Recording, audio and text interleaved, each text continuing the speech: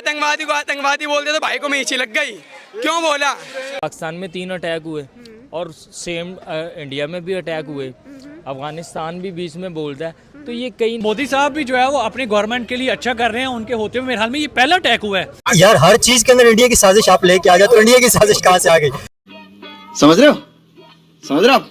समझ रहे हो ना? इस्लाम के अंदर तो पीर फकीरी जायज नहीं है, सुने शिर्क के बराबर आ जाती है। कौन पीर फकीर? कुरान पाक पढ़ा? मुझे टच ना करे, मुझे टच ना करे। टच नहीं मामा, इसको पकड़ रहा है, लेकिन मेरे हाथ पे टच हो। कोई बात। देखा जाए तो इंडिया इस मिशन के ऊपर चला है, और अगर सक्सेसफुल हो गया इनका मिशन तो ये 4th कंट्री ऐसी बन जाएगी जिसने अपना मिशन सक्सेसफुल किया और स्पेस पे जगह ली।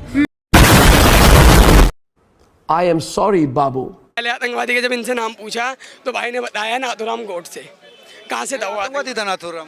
बताओ कैसे? अरे फिर गोड से पहुंच गए भाई। नहीं, अभी ये की बात करो। मैं वहाँ पे, तुम अभी की बात करो। मैं वहाँ पे पूछने वाला था पर पूछा नहीं है, भाई चले गए थे। पहले इनसे इन्हीं का इसी का की बात करो। बताओ, पूछो इनसे, पूछो इनसे पूछिए कि ये जो बम ब्लास्ट हुआ क्यों हुआ? बताइए, आप बताइए। उनसे पूछिए भाई। मैं तो फिर सीधा ही नाम लूंगा ना। क्यों नाम? जब 6 बंदे निकले हैं, 6 बंदे निकले तो किसका नाम लो? ये कहूँ अपने आप आसमान से आ गया और अपने आप टपक गया, उसका नाम नहीं, पहचान नहीं, धर्म नहीं, कास्ट नहीं, कुछ नहीं। ये कहूँ मैं आसमान से मोहम्मद उमर, डॉक्टर मोहम्मद उमर ने ब्लास्ट किया है। नाम लो मोहम्मद उमर जिसने भी है।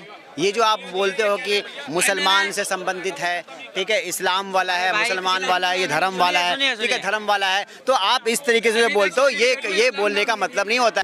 इंडिया के लोग हैं, पाकिस्तानी लोग हैं या अफगानी लोग हैं, इसमें मारे जाते हैं आम लोग। कोई मिनिस्टर्स, कोई बड़ी अथॉरिटी वाले लोगों पे तो हमला नहीं हो रहे ना। तो जाने सबकी बहुत ज़्यादा कीमती होती है, चाहे वो पाकिस्तानी है, चाहे वो अफगानी है, चाहे इंडिया है। तो सब मुल्कों को मेरा ख्याल है कि इस चीज़ से बाज आ जाना चाहिए, हट के बैठ के टेबल पे बैठ के इन चीज़ का हल निकालना चाहिए। दुनिया अब लड़ाई झगड़ों में नहीं रही है। आप जितने भी सक्सेसफुल कंट्रीज़ देखेंगे ना तो उनमें ये चीज़ें नहीं हैं। अटैक्स मोस्टली आप पाकिस्तान, इंडिया, अफगानिस्तान ऐसी कंट्रीज़ में ये चीज़ें हो रही हैं। अब देखें पाकिस्तान में 3 अटैक हुए और सेम इंडिया में भी अटैक हुए, अफगानिस्तान भी बीच में बोलता है, तो ये कहीं ना कहीं इंडिया वाले कहते हैं पाकिस्तान ने की हैं, पाकिस्तान वाले कहते हैं इंडिया ने की हैं। तो ये जो भी है मतलब गेम तो चल रही है दोनों मुल्कों के दरमियान। हम इनको कोई तीसरी साजिश तो नहीं कह सकते। ये मसला दोनों मुल्कों के दरमियान में चल रहा है। और अफगानिस्तान को उन्होंने डेडलाइन दे दी कि 3 महीने के अंदर अंदर वापस आ जाओ, अपना सारा सिस्टम वाइंड अप करो पाकिस्तान से। तो इसका एक साइन है कि अफगानिस्तान को बड़ा अटैक करना 4 है पाकिस्तान पे।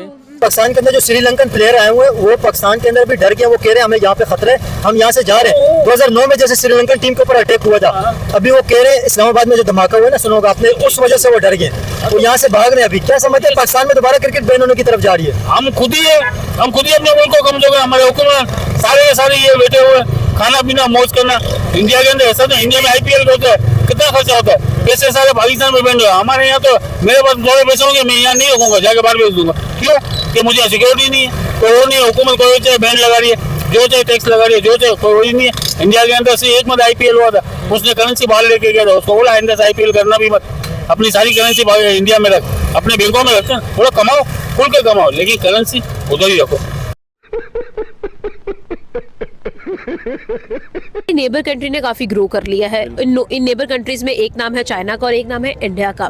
अगर राइट नाउ देखा जाए तो इंटरनेशनल स्पेस स्टेशन एक बहुत ही हैवी और एक बहुत ही एक्सपेंसिव मिशन होता है। बहुत सारी कंट्रीज ऐसी हैं जो शायद इसको एंथुजियास्ट तो ज़रूर करती होंगी लेकिन उनके पास फंड्स नहीं है। लेकिन जिनके पास फंड्स हैं उनमें से भी बहुत कम ऐसी कंट्रीज़ हैं जो इस दौर में सक्सेसफुल हुई हैं। बात कर लेते हैं भाई, अभी तक जो इंटरनेशनल स्पेस स्टेशन क्रिएट हुए हैं वो हैं USA की तरफ से, चाइना की तरफ से और रशिया की तरफ से। इंडिया ने 350 करोड़ इंडियन रुपीस का ये मिशन लॉन्च किया है जिसका नाम है स्पेडएक्स मिशन, जो कि एक इंटरनेशनल स्पेस स्टेशन बनाने की काविश है। मैं आपसे सवाल की तरफ आऊंगी और ये पूछूंगी कि इसरो की तरफ से बेशुमार कामयाबियां हमने पास्ट में देखी, उनको स्टडी किया, उनको सुना भी। आपका क्या ख्याल है कि ये जो स्पेडएक्स मिशन है ये इंडिया को किन हाइट्स तक लेके जाएगा अगर हम इंटरनेशनल स्पेस ऑर्गेनाइजेशंस की बात करें तो? अगर हम देखें जाए तो इसमें इंडिया में जो है IT बहुत स्पीड से वर्क कर रही है। देखा जाए ना, मतलब एशिया में शायद नंबर 1 पे जा रहा है, नंबर 2 पे पहले शायद चाइना या रशिया ही है ना। तो इस वजह से हमारे बड़े सगीर के अंदर देखा जाए तो इंडिया बहुत तेज़ी से ग्रो कर रहा है IT में। 1-2 महीने पीछे चले जाइए आप, उन 2-3 महीनों में देखेंगे कि इंडियन जो वजीर आजम है वो उस टाइम पूरी दुनिया के दौरे पे थे, खासतौर पे यूरोप के दौरे पे थे, अमेरिका के दौरे पे, ऑस्ट्रेलिया के, जापानीज, ये सारे दौरे कर रहे थे। उन दौरों को करने का मकसद क्या होता है मैडम, कि पूरी दुनिया से जो चीजें आपके पास रह गई है ना, वो टेक्नोलॉजी आपने समेटनी है पूरी दुनिया से। वो सक्सेस हुए, पूरी दुनिया में इंडिया की तारीफ हुई कि वो चांद पे जाके बैठ गए हैं। इसी तरह ही हम आते हैं ईरान के ऊपर। अब मेन मुद्दे के ऊपर आ रहा हूँ, जो आपको कभी भी मेन स्ट्रीम मीडिया नहीं दिखाएगा, कभी लोग आपको ये बात बताएंगे नहीं। ईरान का आपको आइडिया होगा कि पिछले दिनों आप ये सुन रहे होंगे कि ईरान जो है एक एटमी पावर बनने वाला है, ईरान जो है एक बम बनाने वाला है, और मुझे लगता था कि ईरान चंद दिनों में उस बम का तजर्बा करने वाला था, जिसकी अमेरिका को बड़ी शदीद तकलीफ थी जिस चीज को लेके। अभी देखें ना कि ईरान में साइंटिस्ट जो हैं वो मार दिए जाते हैं। तुम्हें शर्म है? कुछ शर्म आया है? मेरे हुलिये को देखकर मुझ पे बात करना बड़ा इम्पोर्टेंट है आपके लिए। मैं माइक पकड़ लेती हूँ ना, आप बात करें। बात सही है, आपने तो कह दिया फटाफट के मेरे पे अटेंड किया। क्या आप किसी की दी बहन बेटी नहीं है? मैं हूँ ना, मेरे घर वाले भी हैं, मेरे माँ बाप भी जिंदा है। आपको फिक्र करने की जरूरत नहीं है, आप टॉपिक पर बात करें। अल्लाह आपको हयाती दे।